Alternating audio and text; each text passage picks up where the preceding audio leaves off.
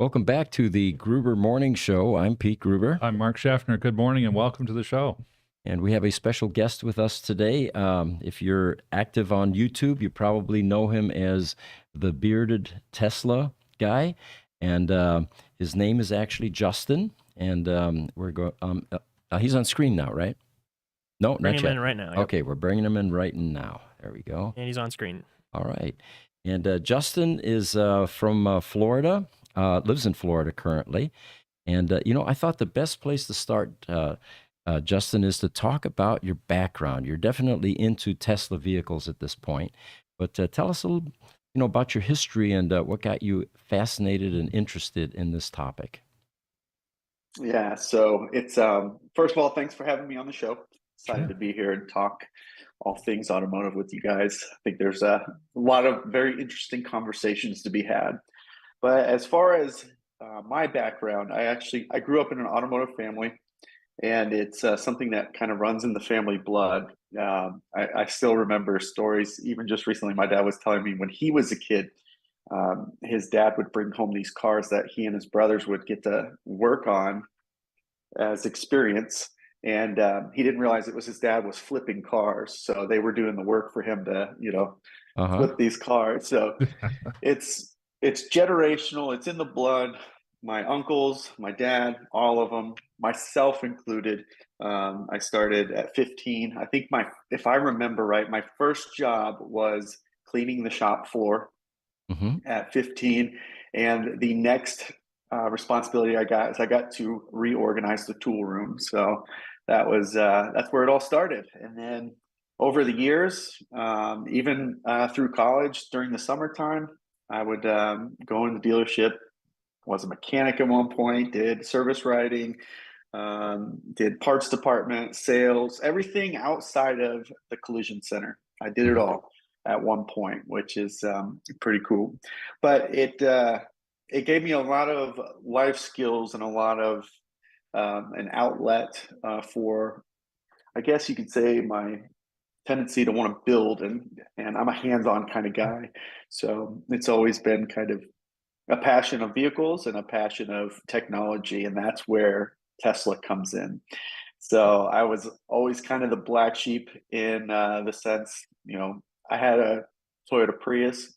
I don't think anybody in the family would have really enjoyed a Prius like my wife and I have. And when we got our first Tesla, it was, it was game over. But understanding the implications of a family that's in legacy automotive and traditional dealership model, and it's a sensitive topic, and it's really changing.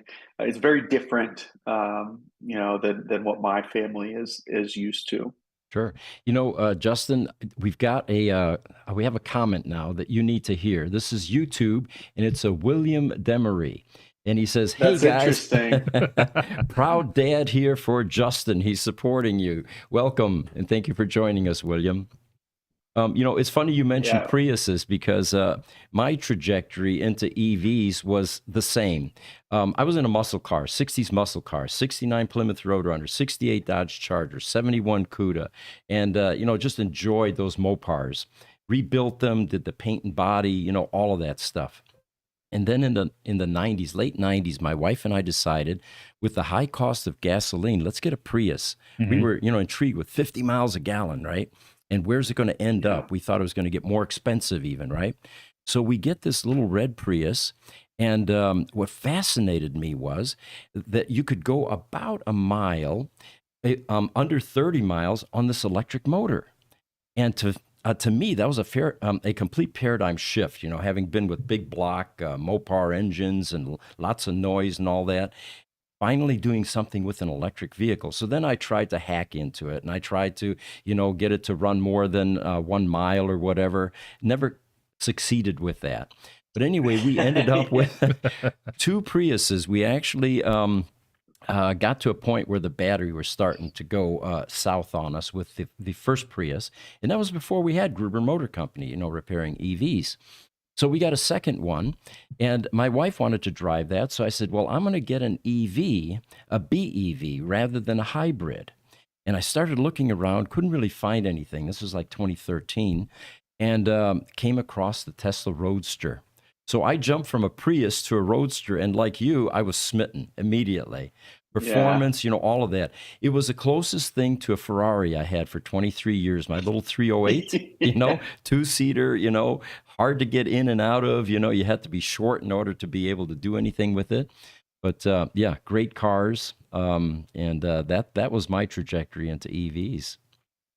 So, It's pretty fascinating too, because with the original Roadster being all handmade, right? yeah, They're all slightly different, and they all have a lot of that personality that you would find in a other hypercar, I guess you could say. But right. it's the Prius was definitely fascinating. There were companies that were trying to start that were offering 4 kilowatt battery packs, Uh-huh. 4 kilowatt hour battery packs that you could put in the trunk, and if you knew what you were Right. doing, you could tie it in, and yeah, that was always something I really wanted to do. But we actually went from the Prius to a Volkswagen Jetta TDI. So you Okay. know where this story is going, but fantastic car. Really. I had the wagon, and it was again against the grain, Hmm. but it was a dream car for me. That's the kind of stuff I dreamed about, Right. and for whatever reason, so that car was great, and it was the only car I would like to mention that I actually made money on. That Volkswagen, because they got in a lot of trouble and had to write some big checks. So Yeah. I actually got to make a couple bucks on that one, but it was definitely disappointing, and it really opens your eyes to some of the things that are going on behind the scenes, and I think probably will be part of maybe some of the topics later on in the podcast when we talk about resistance to what's happening in the industry, and you know Yeah. all the challenges ahead. So, what was your first Tesla? My first Tesla was a Model Y. I wanted a Model 3 so bad. And when they opened up, I'm actually from Indianapolis. I've lived there my entire life. I've been in Florida for a year now. But in Indy, when they opened up the design studio, they called it, because it wasn't allowed to be a dealership. Right. I used to take her in there on Sundays, and every Sunday it would be a little bit closer. I'd almost get her on board, and then one day it was a red one, and it was beautiful, and she finally was considering it, and I made her sit down and watch the Model Y launch with me, and she said, "Order it." Got it. Cool. Cool. Yep. Yeah, it was pretty awesome. And then the last thing I did want to share. So my first car, um, not nearly as cool as what you just listed off, but it was a Dodge Avenger. It was a 1995 Dodge Avenger, two-door, and it had the Mitsubishi 2.5 in it. And that motor had to be rebuilt. So we had a cracked block motor, and sent that off to be repaired. And basically, at 16 years old, my first car, I did an engine swap, rebuilt an engine, Mm-hmm. and it was, that's kind of the lucky, fortunate background I had around automotive. But it was the last time I rebuilt an engine, because when I got done taking all the components off, I had bolts around the entire perimeter of the hood underneath, and didn't know where any of them went. So that was Yeah. I Oh didn't know boy. that lesson yet. And you hoped and prayed nothing would fall off as you began to drive it. Yep. Been there, done There were only a couple that. bolts when it was all put back together. Yeah. Wow. So it looks like you mentioned earlier a touch of OCD, and then when you mentioned that one of your jobs was to reorganize the parts room, I guess they recognize that OCD as being beneficial at that point. Yeah, probably, Yeah. probably, and probably nobody wanted to even touch it except for a child, because it was nothing was put anywhere that it should be. That was quite a Right. mess. Right. I So can still smell that room when I talk about it, actually. is that right? Yep. Yep. Yeah. So that's not the only Tesla you've owned, though, I understand. There's some other ones? Yeah. Yep. So I've had a standard range Model 3. And when the market was going crazy, we actually sold both our Model Y, our initial Model Y, Hmm. and that standard range Model 3 during that season of crazy prices. And the Model Y we sold, it was one of the first 3,000 made, sold it for more, or not more, it was a couple $100 less than what I bought it brand new, and it had 40,000 miles on it. And Wow. we rolled that into the one we have today because it's a 7-passenger, and that didn't come out till later. And we've been driving this thing like crazy. It's got 50,000 miles on it, and I'm going to drive it till it falls apart. The Hmm. Model 3, we sold that one only because you could sell a standard range Model 3 for about $50,000, right? I sold it to a wholesaler for $50,000, Right. significantly more than I paid for the thing. And I was able to buy a long range Model 3, red on white. I paid a couple $100 more out of pocket to upgrade. And I'm not the only one who did this. This was like a life hack for about 12 to 18 months. A lot of people figured out they could sell their standard range and get a long range, and it was just nuts, Hmm. bananas. So yeah, Right. so we have a Model Y, a Model 3, and then on March 31st of this year, we bought a Model X. Hmm. So Okay. Wow. Okay. So your list of Teslas is growing. Um, at what point in time did you decide that being an influencer on YouTube might be fun, important, and what prompted that? that's a question I get a lot. Do you? I'm trying to find the most respectful way to answer this question. So at the time, I was like many people that listen to your show, I'm sure, I spent a lot of time on YouTube watching all these guys doing the things I want to be doing in a Tesla. But there was a common theme that I found, and it was usually, generally speaking, it was a young dude, young guy, no wife, maybe a girlfriend. No, basically what I'm saying, no responsibility. Right. They can up and go to Alaska and take these cool shots in their Tesla because they can, right? I've got 2 kids, I've got a wife, I've got a job. That's not real life. And, I told my wife that if we get lucky and we get our hands on one of these cars early, I might just take some videos and put them on YouTube. And she, oh yeah, yeah, you do that. And she even admits to this day, she just thought it was going to be something for me to do. Right. And but it turned out, we took delivery of that car when the pandemic started. Lockdown started right after then. So there's not exactly 3,000, but there's less than 3,000 Model Ys in the entire world. The plant is shut down for a month and a half. And of the 3,000 roughly that are out there, how many of them are shooting videos and putting them on YouTube, right? Hmm. I got extremely lucky to be where I'm at today. And there's no doubt about that. I could not start what I did, what I am now. I could not start that today. It Hmm. wouldn't happen, I don't think. So it was timing. It was absolutely timing, Hmm. and but it worked out great too because I really felt like I was providing value to the community. Hmm. You could not find a video on how many car seats and which car seat would fit best in a Tesla Model 3 or a Model Y. It's just Right. like mind blowing stuff like that. The most popular double stroller on the market. How does that fit? Because Yeah. I've got one and I've got this stroller too, right? How does that fit in these Right. cars? Those are real questions that real people want to know, not just, how much beer can I fit in the back and, like how far into the wilderness can I live in this thing without being connected to anything? Right. So, Good point. Good yeah. point. Yeah. Sure. Well, we have a question coming in from EV Fan on YouTube.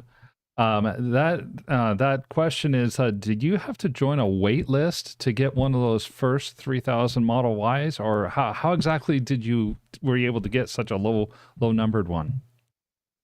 Yeah, that's another good question. I believe the VIN was 2,967. That car, again, timing. When, if you can, teleport your mind back to March of 2020. Okay, this is when the first deliveries started happening.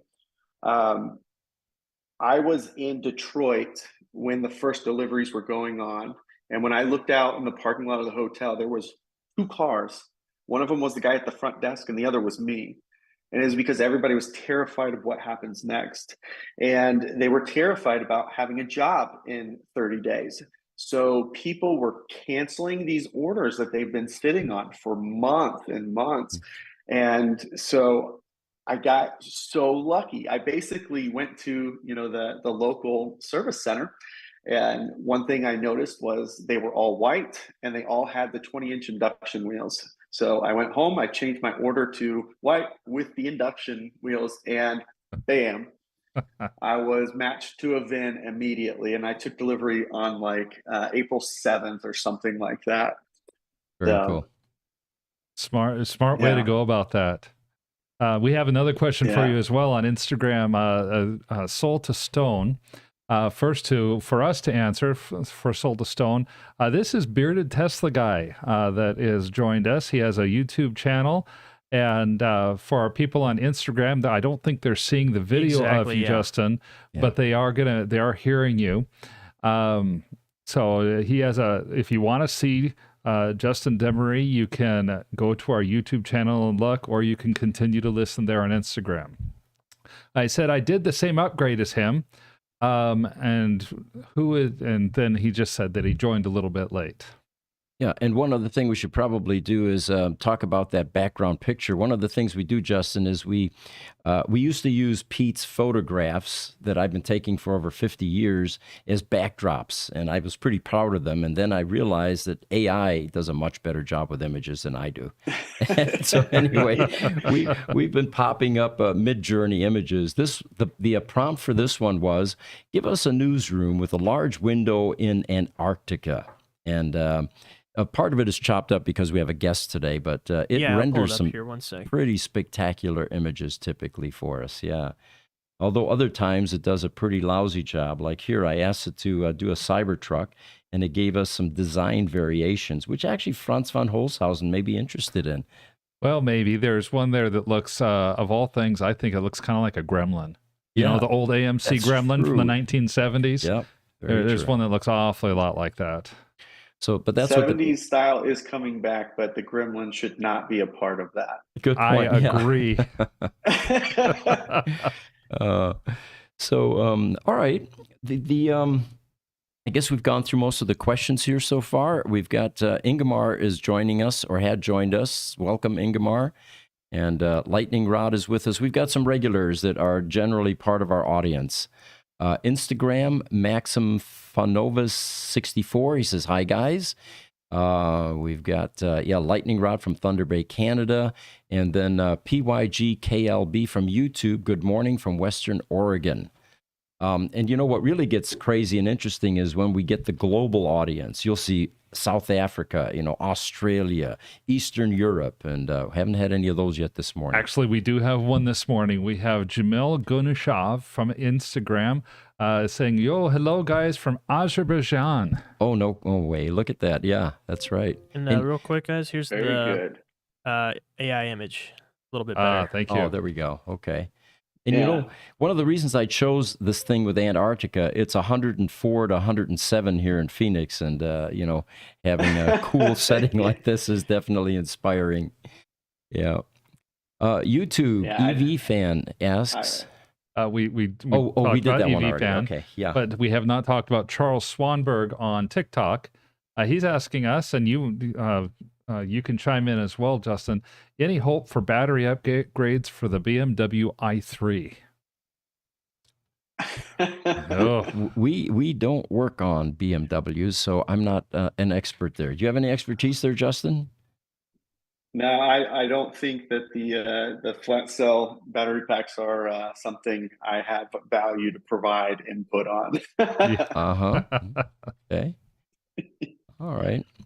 Well, so one of the questions that the guys came up with here for you was, have you changed your mind about Tesla's vision? Well, I think the better question, honestly, is, has Tesla changed its vision regardless of what it says? I think that's a fair question. Sure. I've been accused of being Tesla short. I've been accused of being a Tesla bull. I get it. I get it all. Mm-hmm. And the reality is, I'm just a realist. I love the brand and I love what they're doing. And we would not be here today without Tesla. And I continue to be excited for what comes next. Can't wait for my Cybertruck. But I do remember 2021 vividly. And that was the first year that, in my opinion, I feel like there was a pivot. Tesla all of a sudden went from sustainability, affordability, getting as many people to be able to reach this incredible product to profit. It was the first year that profit felt not just important, but number one. Now, I say that with the fact that this is a publicly traded company, and the purpose of this business is to drive shareholder value, which I totally get and I totally agree. But you cannot argue it was not a pivot from what they were doing before. And I think that that was somewhat disappointing at the time. I think we've since then kind of accepted that or adjusted, so to speak, to what they are now. But I think they're still doing extremely important things. And I think it's okay, though, to love a product and be sometimes critical of it. And I think that's where we have the most issues, in my opinion. Okay, fair enough. You've got a Cybertruck reservation, it sounds like. Do you think that there is viable competition out there? Well, with the Ford F-150, that's already a given. But who do you think is up and coming that could really carve into that 1.5 million, I think, reservations currently? Yeah, 1.5 million. Yeah. Yeah, I when the Rivian first launched, I would have said it was the Rivian. The Rivian is honest to God, guys, the R1T that I took over last summer. It was my number 2 EV at that point in time. It drives amazing. I ended up driving that thing 341 miles on the interstate. Like it blew me away in every category, but it also lacks in other categories. That's not a truck for the masses. It's $80,000. It's got too small of a truck bed to be able to accommodate all the needs. And it's just, the utility of it is great, but the tradesmen that are building that house over there, they don't want that. You know, they want a rugged truck that they can beat up, that is going to be reliable. It's going to provide them with value. And I think that that's where there's still, in my opinion, there's still a big gap in the market. The F-150, it was great when it launched at $40,000. But what is it today? It's nearly 60 grand, right? It's in the mid 50s to get an F-150 that was announced at $40,000. That's a very different truck than what it is today. It's a fantastic truck, though. You can't deny that. And it does have some pretty awesome, useful capabilities for a tradesman or for an enthusiast or for a family. It offers a lot for a lot of different people, and that's a good recipe. But it's too expensive. We don't need another $60,000 to $80,000 car to be announced. Like I'm tired of looking at these amazing cars being announced and they're $80,000. Like we don't need any more of those. Yeah. We need $30,000 cars. And I'll avoid the rest of that part of the topic just in case that comes up later. But I don't know that anybody today fills that void. I really don't. Yeah. And until Tesla announces pricing, I don't think that we're going to get an answer there. But I really believe that the Cybertruck will be too niche because of its style. Even though there's 1.5 million orders, I don't think it'll have the legs to run 10 years at full capacity. You know what I mean? Yeah. I love it. I want it. But will the whole market shift to that kind of a style? I don't know. So I guess what you're saying is, fast forwarding now, we've got the Cybertruck is released. They're cranking them out. They're fulfilling orders. Are we going to see a bunch of Cybertrucks at the construction sites now, do you think? I hope so. God, I hope so. And again, it's priced. Honest to God, it's priced. And this year Tesla did a reverse pivot, and we're getting affordable Teslas again. We're back on that trajectory. That was part of the mission, and that was a announced, to the masses. This is what our purpose is, and it is to drive sustainable energy and allow people to have access to that. And that's what they're finally doing again, and driving prices down. The Cybertruck has to deliver. And I'm very worried about that because of the backlog and the short-term demand on that. And will they lose sight of what they're trying to accomplish in the short term to the benefit of shareholders, which is their purpose? Or will they stay true to what the Cybertruck represents, which is incredible capability, utility, and possibilities for everybody in every use of a truck? Is it affordable though? Yeah. So if it's $40,000, I think we're going to start seeing those on the job site. And you know what? As much as you hear certain demographics get a rag for hating electric cars, there's going to be some proud guys standing next to their Cybertruck at a job site. I promise you that. And their friends are all going to want to know all about it. Yeah. Those of us cheering for EV adoption and replacing ICE vehicles, we've all been waiting for the tipping point, which is that for the average person who's not terribly interested in saving the planet, the bottom line for them is, I need transportation and it needs to be affordable. If we can get EVs down into that range, then the adoption will just exponentially begin to increase, not because people are trying to save the planet, but because it's a more cost-effective option. So what do you think of Lucid having said all of that? Well, Lucid would be the opposite of that, right? And that's back to my nab earlier about we don't need another $80,000 car announced. Like they're beautiful and amazing, but my neighbor doesn't care about that. Exactly what you say. If you look at the driveways in our neighborhood, there's a lot of cars on there that are on previous top lists, and they're not very exciting, right? They didn't buy the car for this awesome experience. They wanted something affordable, like you said, reliable, and got them where they needed to go. I think, and this is where I held off a little bit, but don't hate me for saying this, and I'm probably going to get some flack for it. We understand. I think General Motors, i.e. the Chevy brand, is the only one who is actively attacking that portion of the market. And I think that if they can deliver on their promises, which should be in less than a year at this point, I think we're going to get to that tipping point. The Chevy Equinox, the Chevy Blazer, if they truly do deliver at the prices that they've announced, and they can be fast charged, they cannot be slow chargers. It cannot. We have to be done with that.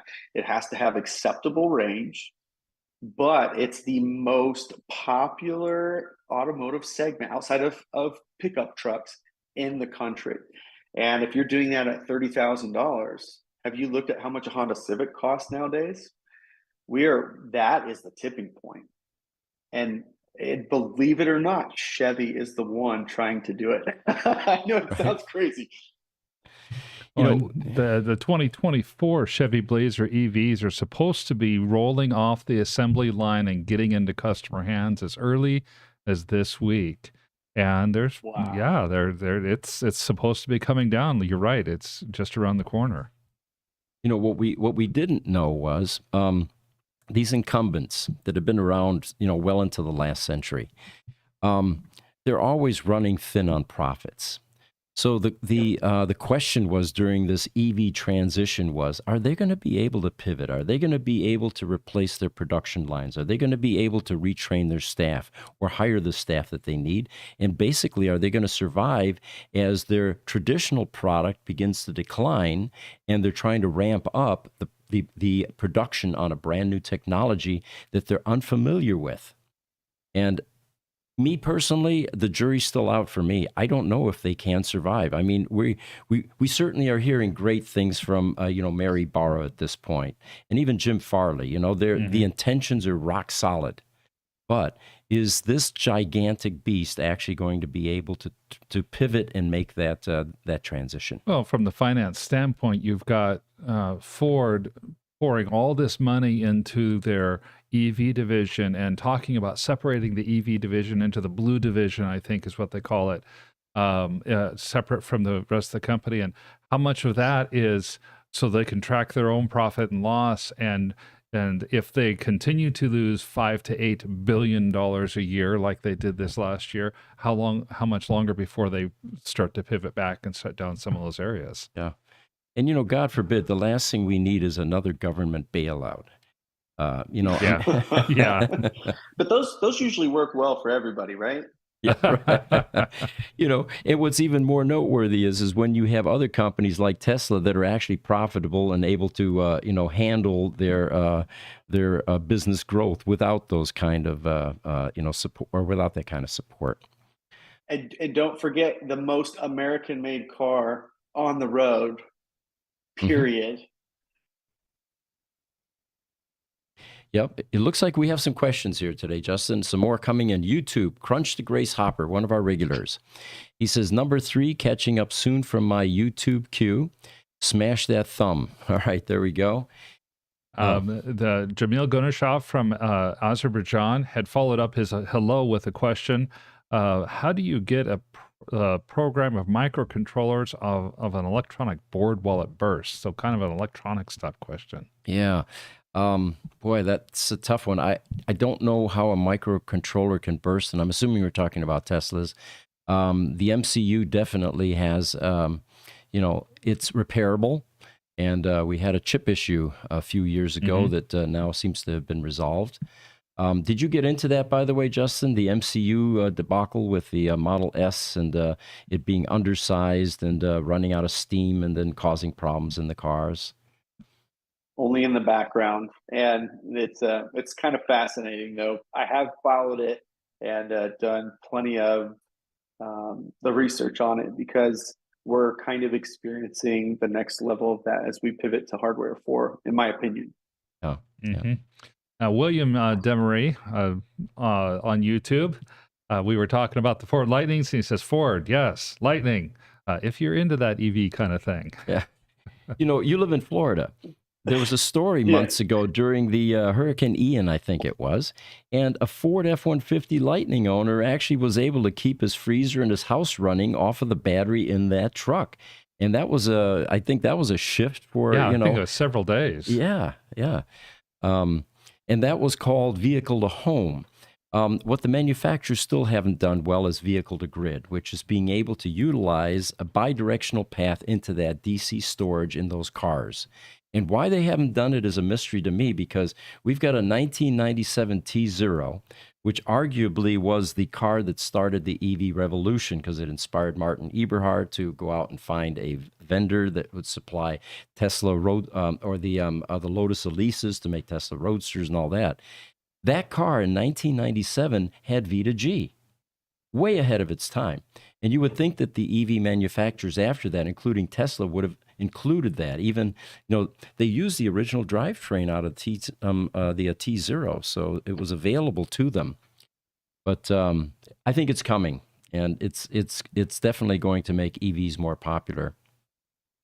And the more people out there, hopefully your listeners, that are sharing those stories, like we got to continue to get those stories out, because there's plenty of the negative stories, but there's so much opportunity, there's so much use in an electric car, and a lot of people just don't realize how game changing that can be. Ian did suck though, by the way. That was kind of scary.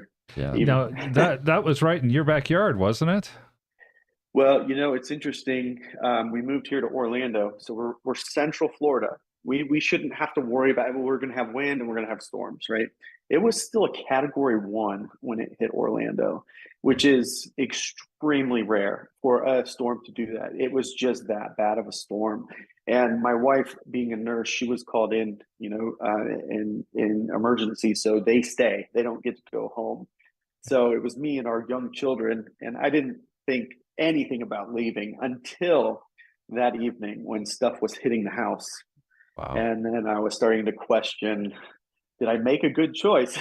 Wasn't quite used to the hurricane stuff yet. So, wow. Yeah, but the gas was out 5 days before that storm hit here in Central Florida. Really? 5 days before that storm hit, you could not get gas. And it took 3 days after the storm for gas to show up. Meanwhile, I was driving my Tesla around because I could film videos, because I could still charge my car. And my car was fully charged before the storm came. So amazing. Yeah. Wow. Yeah. Got a question about your Model Y from YouTube. Daryl Mack, he says, what has been your average amount paid for supercharging your Model Y?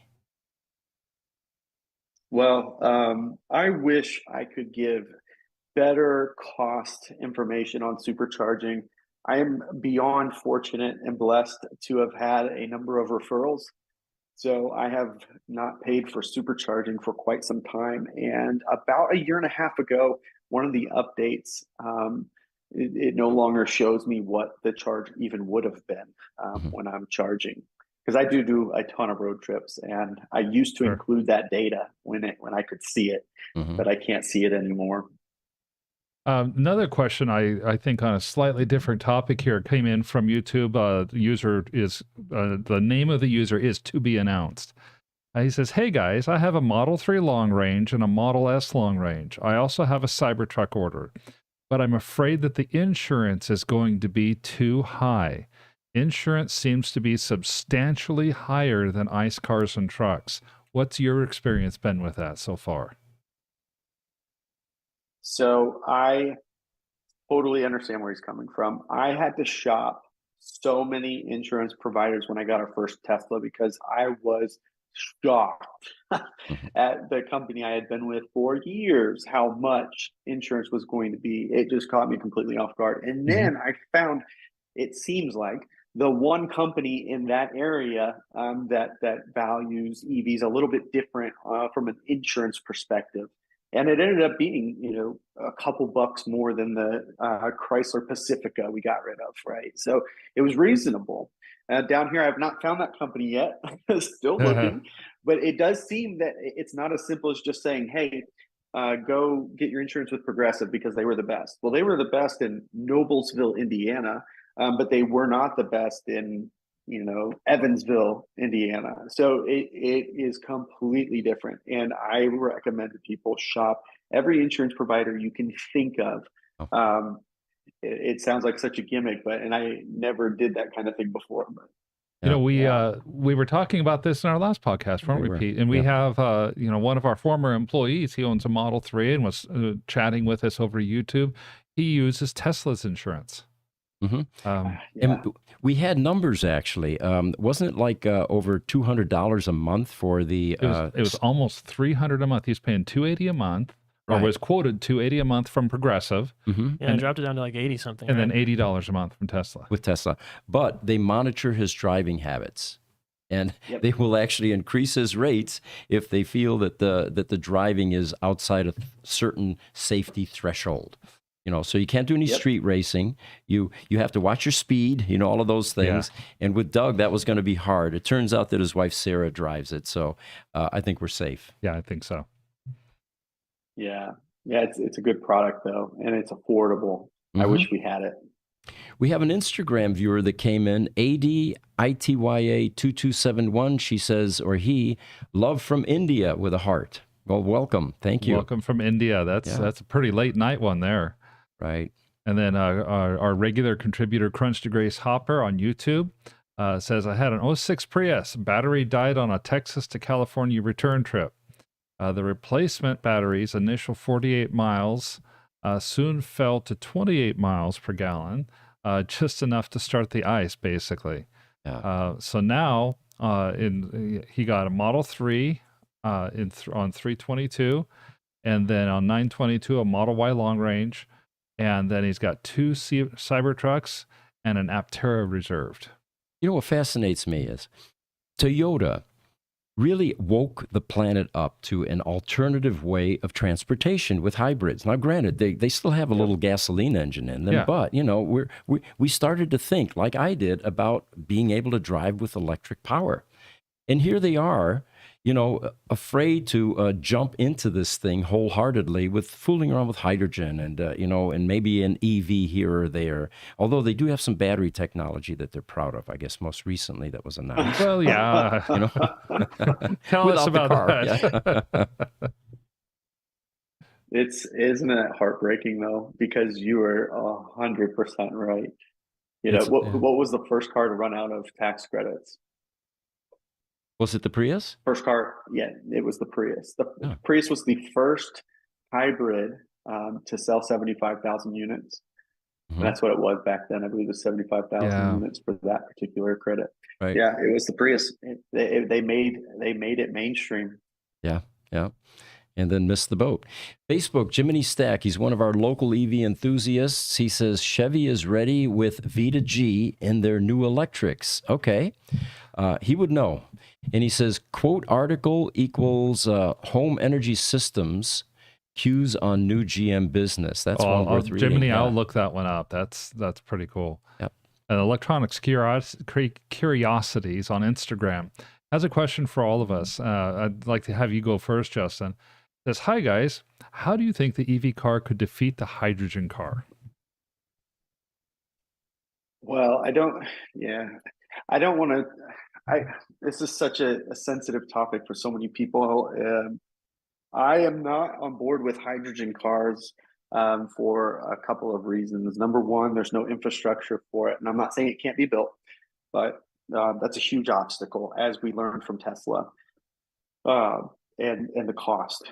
It's very expensive to develop this stuff. Mm-hmm. And so in order to get this to a place where we can actually make some progress is billions, if not trillions of dollars away and years away. Mm-hmm. So we're in an awesome place right now, and we should continue to invest in that. You know, for me, it's definitely a very viable planet-saving type propulsion method. I mean, the byproduct is water. It doesn't get any you know, cleaner than that. But I get back to the term simplicity. You're familiar with EVs. We repair the drivetrains. Here we have something that has very few moving parts. It's simple as dirt. It's a three-phase AC induction motor with a three-phase inverter and a battery. And you know, hydrogen, on the other hand, we're back to plumbing and piping and pressure this and, you know, and gauges, and it just doesn't. It's the wrong direction. It achieves the same goal, taking us to emission-free. But the way it does it is just not economically feasible. And like you say, then you have the storage methods. You know, you're going to have hydrogen fueling stations everywhere. And that infrastructure is not being built. What's being built is the electrical infrastructure for EVs. Well, and I'm thinking, if you ever want to see what an auto accident with a hydrogen tank looks like, go to Discovery Channel and look at the top 10 best BattleBots battles. You're going to see at least 2 battles on there where these compressed fuel tanks explode with these automated robots fighting, and that's about what those cars would look like. So it's puzzling to me why smart, bright companies like Toyota, Nikola, are even considering this. What are they seeing that we're not seeing? And no one's provided any compelling It is answers. It is certainly less disruptive to their industry. That's what you have to understand, I think. Mm-hmm. You still have maintenance items on a hydrogen vehicle, right? Yeah, you definitely do. You've everything. Hydrogen is an internal combustion engine, just like yes, it is, just like gasoline. Mm-hmm. Mm-hmm. So now I've got another question for you. This one's going to be kind of based off of a news article that we saw recently. I'm sure you've heard about the NACS connector and everything that's happening and everybody moving toward that. One of the more recent things that I saw happen 2 days ago, SAE International is announcing that they have a standard. They're going to set up a standard for the NACS connector now. I'd just like to hear your thoughts on that whole topic, basically. Yeah, I think it's fantastic. And it is on two fronts. Number one, the OEMs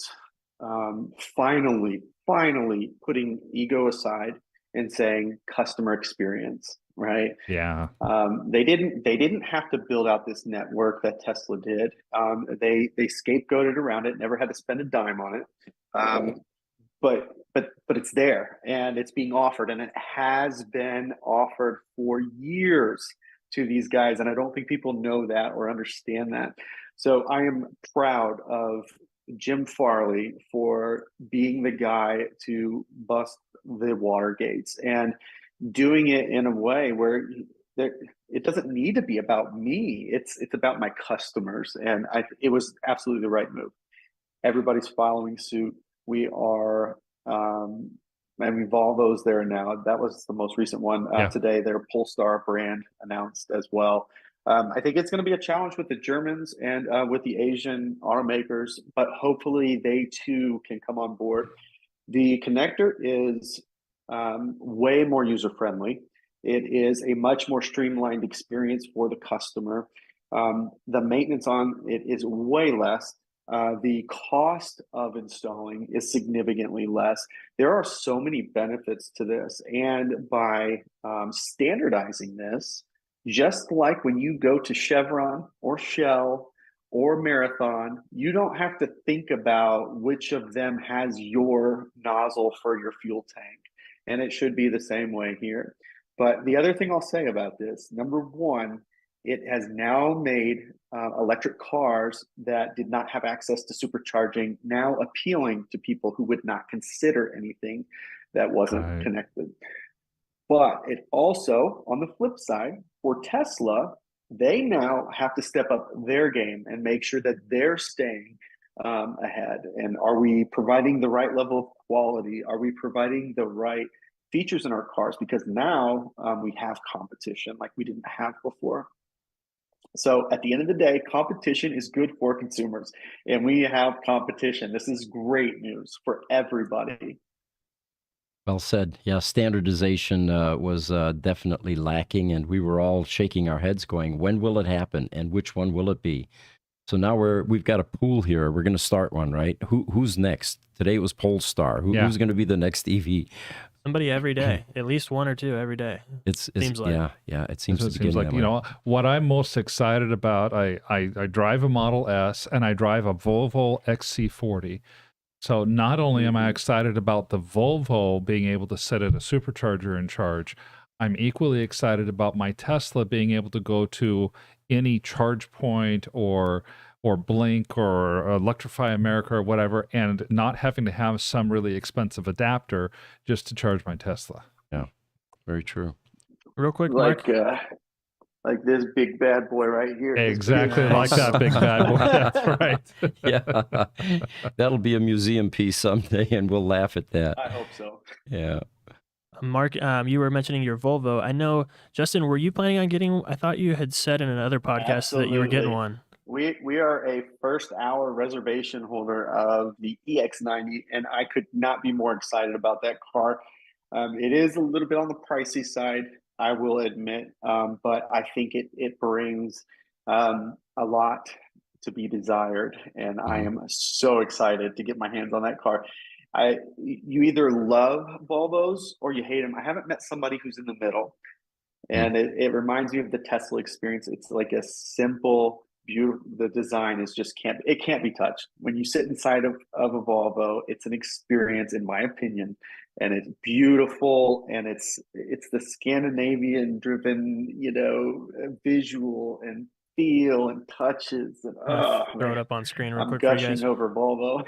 Yeah, we were just that close ourselves to putting one in within a couple of days of it coming out, and because that third row seat and everything that is about it, And then we were like, we just got our XC40, and we're in love with that thing. It's the greatest car ever, it seems like. And I know that's kind of sacrilegious to Tesla, but I would love the Tesla as well. That EX90, just at the end of the day, I said no. I want that either Lightning or that Dodge Revolution, or maybe GMC will come out with a Chevy Tahoe slash GMC Yukon in an electrified version, because that's my all-time favorite car. Mm-hmm. If they figure that out, that has got to be the most popular full-size SUV ever sold. It has to be the Tahoe. If they can figure out how to do that and it be affordable, it'd be pretty awesome. That'd be pretty awesome. We've got Princess OPD on YouTube. She's saying, I'm here. Well, welcome. Welcome. Yeah. And Dean Bortz from YouTube says, I like Justin's opinion on GM, and it'll be interesting to see how they do. It's unfortunate that they bailed on their original EV project back in the late 1990s, talking about the EV1. And I think the CEO at the time said, no, there's no future in electric vehicles. Yeah. That was the... and crushed all of them. Crushed them. I think there are a couple in a museum and a school. I think a high school, trade school has one or something. But yeah. And, we have a customer here in town here, John Martinson. He had one. And we had him on our podcast, actually. And, the people that had them, it was such a deviation from normal transportation. They were in love with these cars. And when they had no choice about the crushing, they tried to buy them, all of them. We'll pay you. We'll pay over market. Whatever it takes. But GM was hell-bent on getting those off the roads and crushing them. And they were actually crushed here in Arizona, out on the east side. I don't know if you guys know that. And the crushing site was later on purchased by one of the school districts, and they put a high school on it. And in the lunchroom in that high school is a large mural that shows a bunch of EV1s in the desert. I did not know that. Yeah. Do you know which high school that happens to be? I can find out. We'll have to Google it after. Yeah. Okay. Hey, that'd be a great place for us to take a video, guys, if you think about it. Because that's a part of history, Let's do it. Yeah. Yeah. Yeah, I talked to Sandy Monroe about the EV1 a little bit. He was on the design team for that. Was he? Okay, I did not know that. Boy, Sandy's a great guy. He's sure gotten around, hasn't he? Yes, he has. Yes, he has. I've got his bobblehead here somewhere. Do you? Yeah. Yeah. I think he's going to be in California at that Tesla event next month. Yeah, he will. Yeah. Mm-hmm. Are you guys going to be out there? No, actually, we got an invite yesterday, but I'm going to be in Europe those 2 weeks. Otherwise, I think I should have gone or would have gone. But yeah, it'll be fun. There'll be many more.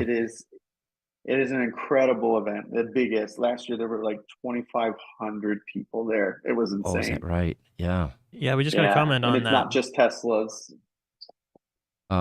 That's the person that invited us yesterday, SJV Tesla, I think. SJV Tesla, okay. And he's saying... That's John. Yeah. Yeah. It says, Tahoe EV will rule the world. Best of luck to GM. There you go. Yeah, it would. Here in the States, it would. Here in the States, if they get it right and they get it's going to be about the price, man. If they get that price, even if it's, in that 60 to 80,000 range that you buy a new one at right now, if they can match that, watch out. Someone... they don't have to worry about weight because it already weighs a metric ton. So yeah. Someone earlier had a comment up there. It's not on the screen anymore, but they were pointing out that Tesla insurance is not available in Florida, apparently. No, it is not. It was announced last year that it was coming to Florida, and I can't remember what the other state was. It was at the same time. And the other state got theirs rolled out, and we've all been waiting. It was brought up at the Investor Day, and Elon Musk's response was something along the lines of, the insurance industry is so complicated unnecessarily, and each state and their own rules, and it just makes it very complicated to get this done. But it's in the work. It's still being worked on. It's in the works. One of the things that immediately jumped to mind is insurance is about risk management. And in a place like Florida, where you have a high rate of losses, that might be part of the reason. Curious about one thing. You mentioned that in Indianapolis, in order to get your Tesla, you had to go to a design studio, right? And I went to a service center to actually take delivery. Okay. So my question: they had a design studio because they were not allowed to show the cars at that time at the service center. Right. And Mark was saying, what are there, like 32 states that still have that restriction? Yeah, there are at least 32 states. Iowa, there are a bunch of states that still have that restriction, and that's one of the articles that made the news this last week. Tesla is setting up new design studios now in states that are explicitly prohibiting direct sales to consumers.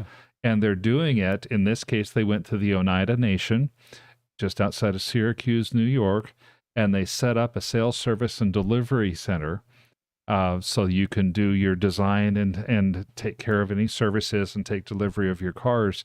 And it's on the Indian Nation instead of in New York. Since it's Native American, it helps the Native Americans, who themselves tend to be more environmentally conscious than the society at large, and so they're very pro EV. And it helps Tesla because they can go and do things in places that states can't do anything about. There's a question for you there. I have some very definite views about NADA and their influence and this absurd legislation that's still on the books in many states. I mean, we did a video a couple of years ago, and there was a poll back then, which I'm sure is even more favorable now, that over 70% of the population in the United States would prefer to buy from the manufacturer direct. We live in the information age, for Christ's sake. The distance between manufacturer and end user has shrunk totally. And you can bypass, in fact, we'll get into the dealer conversation here in a moment. It has shrunk to the point where it is completely impractical for these parasitic elements to be involved in the middle of anything like this. They need to pivot into other industries. So, but yet it proves that the lobbying power is so potent that it can still prevent 32 states in the United States from allowing direct sales for the population, which wants that. Yeah, they definitely want it.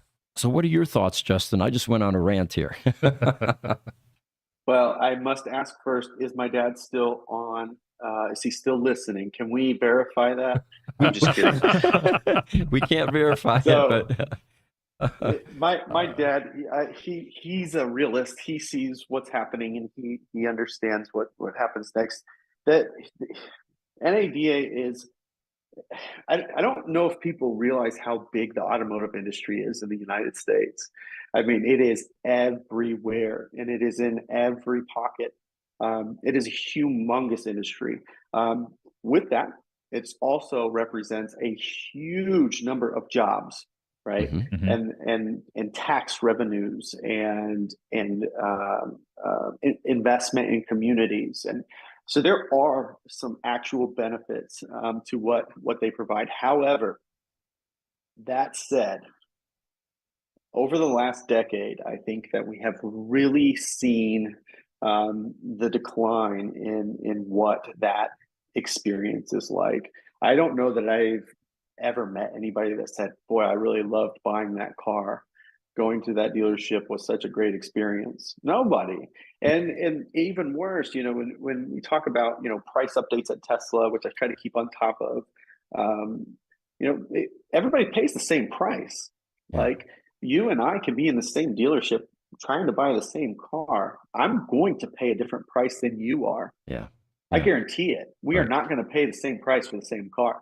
And that's not fair. That's not transparent.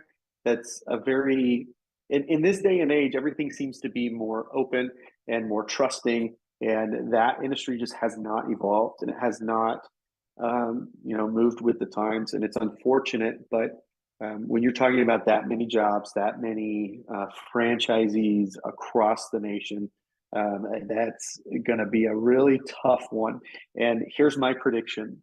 I don't know when it's going to happen, but the traditional dealerships, they're not all bad. I want to be clear about that first. There are some really good organizations. They will be the death of legacy. Each legacy that drops off over time, you will be able to point back to the roadblocks that they had in front of them, and the franchise model will be one of the main outliers of why they failed. It adds cost, it adds time, it adds complexity, it adds an experience that customers don't want, and it removes all flexibility from the customer as well. You have no control, no power. And watching, Ford trying to sell direct to customers and, forcing dealers to make this huge investment if they want to sell electric cars, and trying to work those dynamics and keeping these dealers from marking up an F-150 Lightning, but they can't keep them from doing that because they have no authority to do that. So it's a cat and mouse game. And over the last, I'd say, 5 or 10 years, I don't think anybody feels bad for any of them as they ride off into the sunset. So they've made that name for themselves. The heavy NADA influence actually had a very positive outcome, because when you take a company like Tesla that innovates and gets around obstacles as well as they do, it forced Tesla to find other methods of selling their cars. And the innovation that came out of that was moving their cars, their car sales into high-end malls. At the time that they were making the original Model S's, they were high-priced cars. They were luxury cars, kind of like the Lucid is now.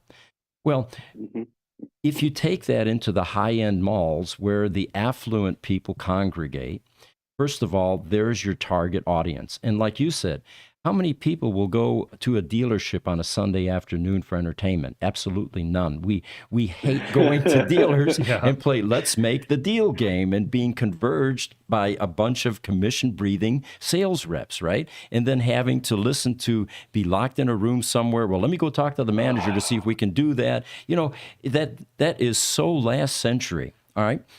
So here they are in these high-end malls. People get to walk around the cars, experience them, sit in them. I mean, those of you that have gone to Fashion Square, that's the tangible experience that takes place there. Right. It's palpable. You sit in the car. You feel how soft the seat is. You imagine yourself going down the street. And then they went even further. They allowed people to test drive these cars. They sold themselves, basically. A much more productive and elegant way to sell cars. But here we are, still dealing with the NADA influence this late in the game. Well, and we have several comments if Richard can scroll, starting with William Demery. Yeah, let's go to those. I was going to say. And William Demery is okay. His first comment. If you can scroll back just a little bit, Richard. Yeah, his first comment is. Yeah, I'm here. So that was to answer your question that yes, he is here. To be announced says on YouTube, finding body shops does still seem to be a little bit hard, at least certified body shops. And I'm in Southern Florida. Then you've got, again, William Demery. He's talking after we've had our conversation a little bit. He says, well said. So kudos. He says, I'm in the auto industry 38 years. Certainly see why the switch is happening. I'm just a fix ops guy. Yeah.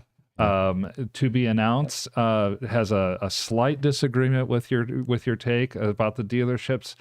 He says they're sorry, all bad.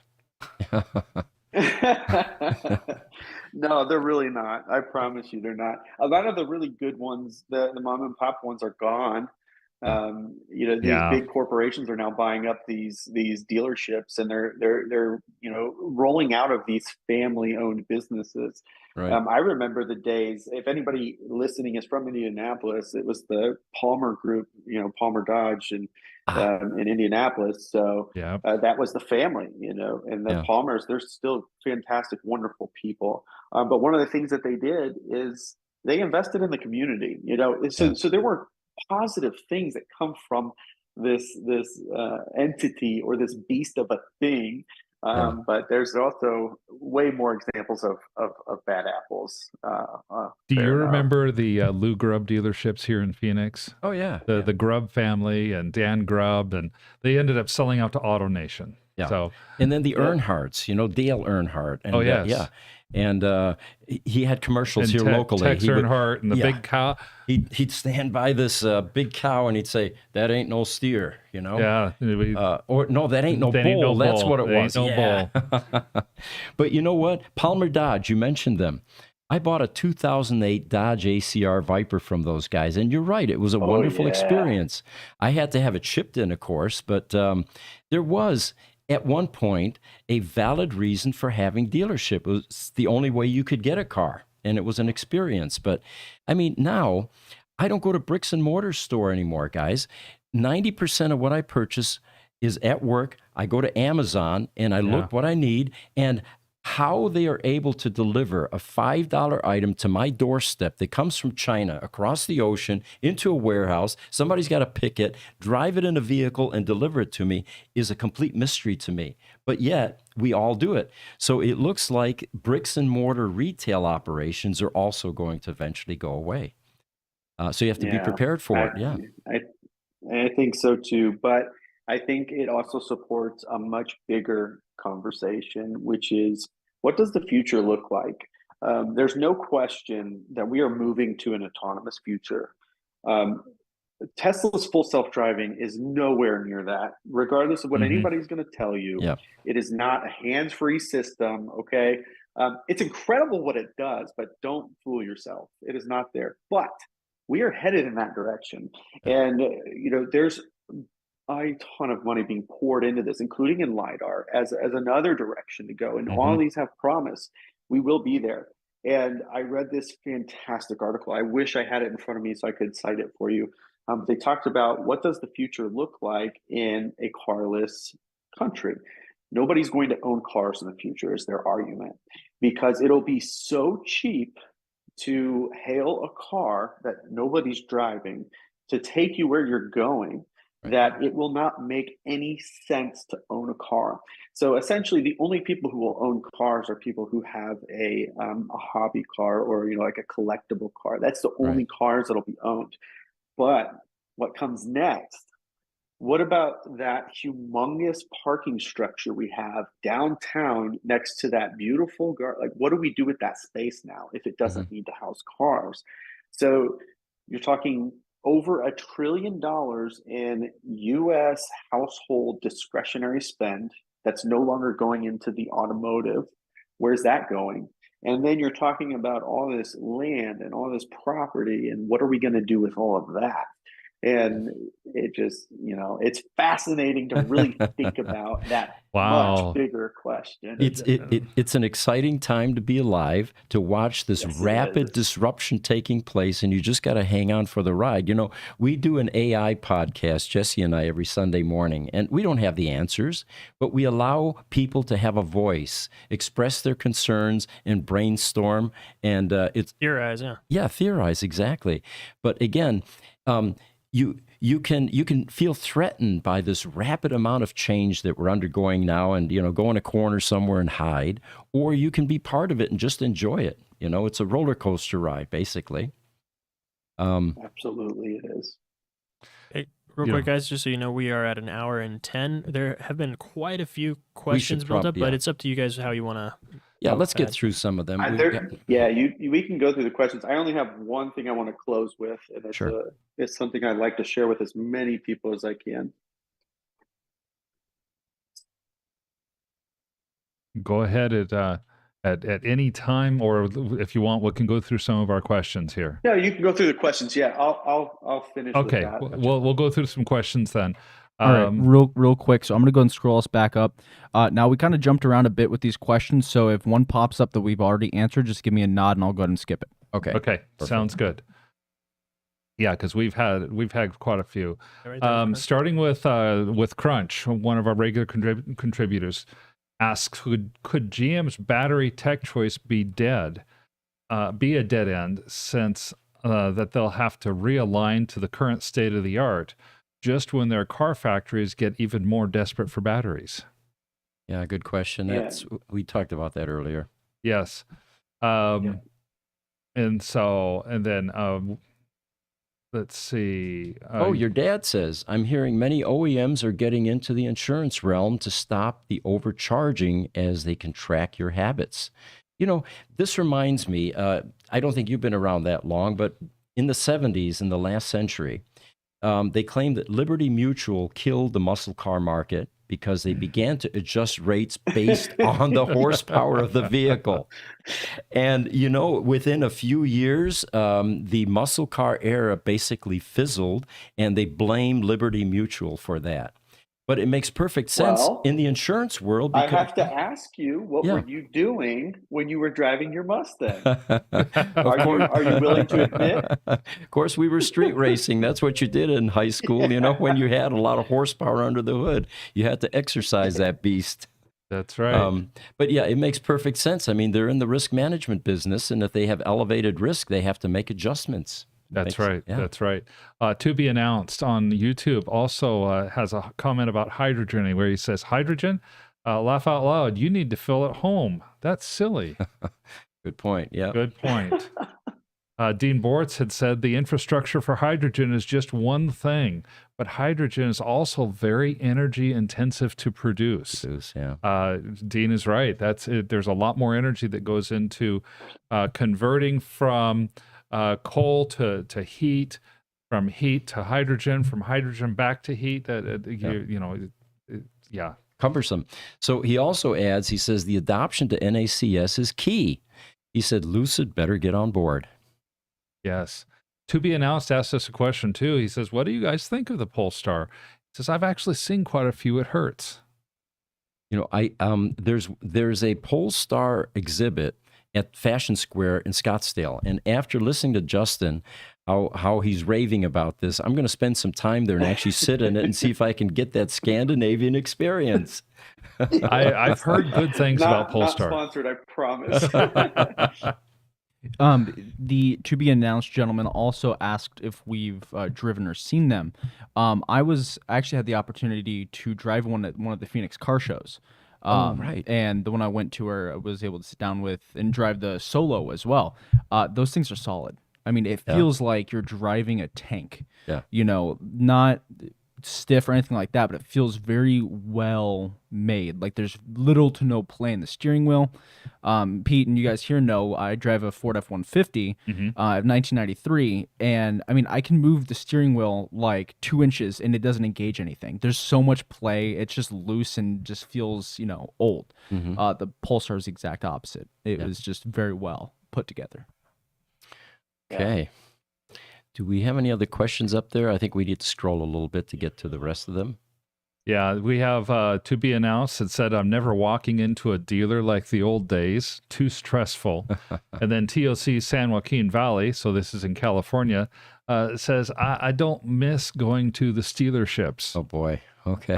Stealer. So Hamod Mamo on TikTok says hello. So hello, Welcome. Mamo. Welcome. And then SJV Tesla has told us that our invite is extended to next year as well. Well, thank you. Yes. And next year we'll definitely be there. All our friends are there now, right? Yeah. Yep. Sandy's going to be there. Mae Musk is going to be there. High regard for that woman. Yeah. YouTube to be announced says, me too. It's incredible. The car industry is my whole life. Tesla Talk from YouTube says, not owning a vehicle will never happen in our lifetime, he feels. And there's another thing to be said about that. Car people like the experience of driving. You know, having all of that power underneath your feet, and you know, being able to maneuver and do the switchbacks and the mountain passes, and if you're on the track, you know, racing other guys or gals, I guess. It's going to be tough, but I think that next generation probably won't be focused on that. You know, if you look at culture, there's just the idea that if you have a millennial, if you have a Gen Z child, so many of them have no concern about getting a driver's license. Yeah. So many of them already. Yeah. They're like, I'll just do an Uber wherever I need to go. So it's a cultural shift, and some of it is happening already. Myself, I'll probably never not own a car. Mm-hmm. I like the freedom that comes with having that vehicle in my garage. Mm-hmm. Yep. I'm going to say something that's going to sound crazy, but I got to say it because it's interesting to think about. So this doesn't mean this is going to happen, but I think we can all imagine a time when they being the government, say it is too dangerous for human beings to be operating motor vehicles on our highways. Therefore, it is illegal to drive or operate a vehicle under X circumstance. And then it becomes more and more until the point that the cost and the effort to get a traditional driver's license will be so high that it won't be worth it. Yeah. I think that's the future we're headed to. I don't know when it's going to happen, but that's the extreme future that I see. Yeah, I think you're absolutely right. I mean, it's a frightening thought for us, at least, my generation, but you're right. I mean, the reason we have body shops is because humans are out there on the road. Machines are going to flawlessly execute transportation without all of this, these accidents, you know? Yep. And they let people merge too. Yeah, right. AI is going to get us to that future a lot faster than people think. So it may be in our lifetime. I think so too.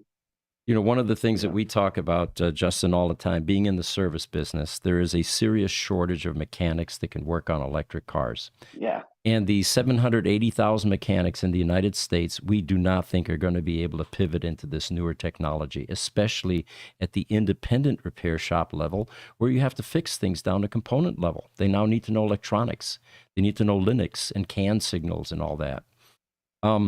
The only obvious solution with this growing shortage is AI moving into the cars, making the cars smart enough to where they self-diagnose and then communicate with a mothership somewhere like the Tesla mothership, who talks to the service center, makes sure the part's there, and then if we have full self-driving, the car drives itself down there to get fixed. And now we've reduced the skill level necessary to module swappers. You know, they have a checklist, change this, change that, change this until it works. You might want to invite my dad onto this podcast. Because he lives it, right? Yeah. He's responsible for, I don't know how many dealers they have, 18 or something, 12 or 18 dealerships. You know, he has to staff those, and they have a shortage everywhere.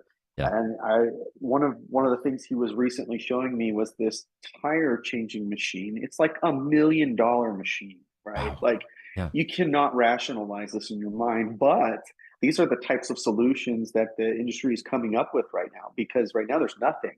Mm-hmm. So it's definitely interesting to see. And he is living that every day. Well, tell your dad we'd love to have him on the podcast, to get the dealer perspective. That's one thing that we've never done. I think that'd be a fascinating talk to be able to have him on the podcast. Idea. He's a good talker, too. He talks more than I do.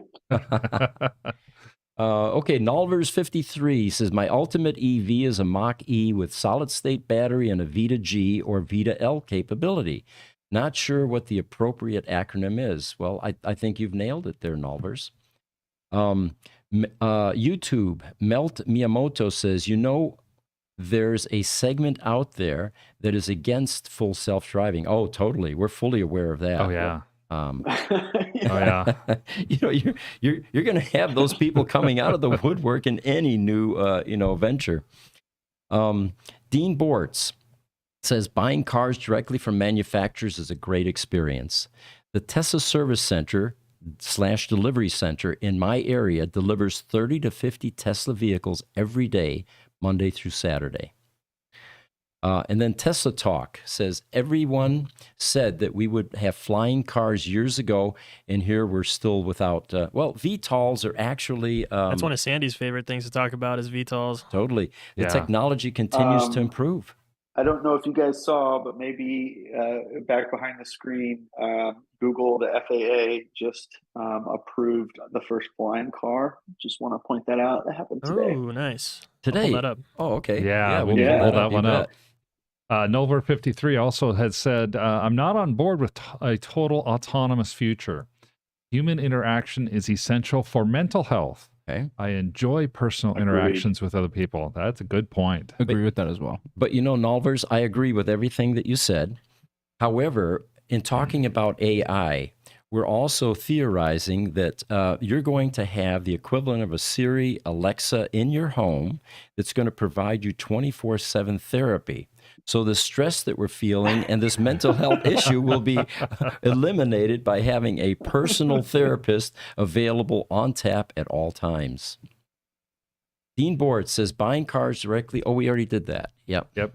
William Demery says, I gotta jump, guys. So enjoyed the show. That was just a few minutes ago. Well, he just chimed in again and said, I'm in, guys. Let's do it in relation to the podcast. Oh, Perfect. All right. fantastic. We'll send you an email then, and we'll get some contact information for your dad. And that's one that you're going to have to watch and chime in on, right? Yeah. All right, I'm going to pull up that flying car. Yes, please do. So you had mentioned that you have some closing thoughts for us as well. If you want to prep those, I think we're at a point now we've gone through all the questions. We can probably go to that. And there's that flying car. There's the flying car right there. Yeah. They call So it the this Model thing's A. getting ready to start doing some real testing. Yeah. Awesome. Wow, what a cool looking car. Right? Yeah, it can't be ugly. You can't be the first test flying car and it not be something ridiculously awesome looking like that. And have it look like a Prius. Yeah,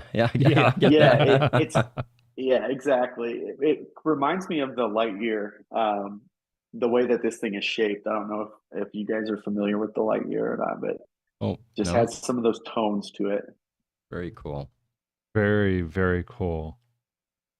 We've got a couple more here, just real quick. Tesla Talk says, I will be taking possession of my Cybertruck in 2024. Crunch chimed in again, says, does anyone remember the Chrysler Corp's Doctor of Motors certification? He said it was in the late 60s, right after he got out of high school. I don't remember that, but I remember Chrysler brought a turbine car to our high school in 1967, and they were parading it around the country. And I mean, talk about a mind-blowing experience. You see this car that looks like a combination rocket and car, spaceship and car. And it inspired a lot of us in high school. Now, the thing died. It fizzled eventually. In fact, there's some articles about that, but it was inspirational. So here's Crunch's follow-up. Gruber should make a Doctor of EVs certification program just like that one. No, that would be cool. Yeah, it's the 2020 version. So you'd say it'd be just like Chrysler Corp's Doctor of Motor certification back in the 60s. We'll have to work on that. Have to work on that. Yeah. That'd be a pretty cool one to have. It would. And then to be announced said, I learned how to drive on my father's 69 Roadrunner 440 six-pack. Oh, my God. What a nice car. And I hope it had the Hurst 4-speed in it, because that would really teach you how to drive. He says he had the 4-speed in it. He did have the... Yep. He says I'm a Gen X baby. Very cool. And then finally, Roderick Merriweather. Why is it scary that we're getting there? But we're excited and we wanted it decades ago. Yeah. That's true. We've wanted the flying cars. We've wanted the AI. We've wanted this stuff for a long time. So why are people scared about it? Human nature. Because we don't know what the ramifications are until we're there facing them. By all means. So go ahead. You wanted to close out with some stuff for us. Yeah, I actually, this is in regards to the future we're headed to. And I think that something that gets lost in the mix of all the excitement and the hate and the love, there's a really big thing that is happening. It's important. And hopefully for those that are afraid of of this change. Hopefully this can help you understand why it's important. When we talk about full self-driving, autonomous driving, name your vendor, whoever, whether it's Tesla or whatever. It's not just about the convenience of getting to point A to point B. It's not just about the efficiency of getting A to B. It's not about any of that stuff, really. What it's really about is access. And the only way I can explain this is I have to take you through a journey at the end of my MBA. I was sitting in this cohort of amazing professionals, and we were dissecting Uber and what it did to the taxi industry. You know, it's the basic same answers from everybody. Good riddance, you know, way better service, way more affordable, blah, blah, blah. And then I think we all, our jaws about fell to the floor when a younger lady at the front of the room raised her hand. This is a Black girl, originally from Chicago. And what she said Uber is it meant she could get a ride to anywhere she wanted to go. She didn't have access to rides because the neighborhood she lived in, taxis wouldn't pick up a Black person. That is her experience that she's sharing with us. And if you follow this thought process down, how many of you have an elderly person in your family that no longer has a license, but still has things they need to get to, like the doctor, or would like to continue to have a social life, which is good for their health? Autonomous driving unlocks equal opportunity for everybody. And that is why it's important. It's not because it's going to save us 6 cents a mile. It's because everybody will have the same access to the same quality transportation that we expect. And I think that that's a powerful message. And I think that we need to be sharing her story as much as we can. That's an excellent point. Well said. Yes. Yep. That's an angle I had not thought of. No, me neither. And yet I, like you, I can think right off the top of my head. I'm, you know, the older generation. My mother is still alive. My mother-in-law is still alive. Both of them are getting to an age where it's difficult for them to get around. Yeah. And well said. Thank you. Well, Justin, it has been an absolute pleasure talking to somebody that understands the car market from your level and all of the experience that you've had. And I wish we had done this sooner, but I hope you had fun. We had fun. Definitely did. 1 second. Absolutely. Justin, just after you'll see we end the stream. If you want to hang out, we'll still be on the Zoom call. It'll be just a black screen for a minute or so. No problem. So thank you. We'll be right back then. So thank you, everybody, for joining us. We will be here next Tuesday at 10 o'clock Pacific time. Actually, let's see. Today's the 28th. Oh, it's the 4th of July. It's the 4th of July gonna, next Tuesday. So we will not be here on Tuesday. We may have a pre-recorded show that we do on Monday. However, so you will see us even if we don't see you. We hope that you have a happy 4th. We appreciate all of you joining us. And again, we'll have guests like this from time to time. And we thoroughly enjoyed having Justin DeMars with us. Thank you again. Thank you. Thanks, guys, so much.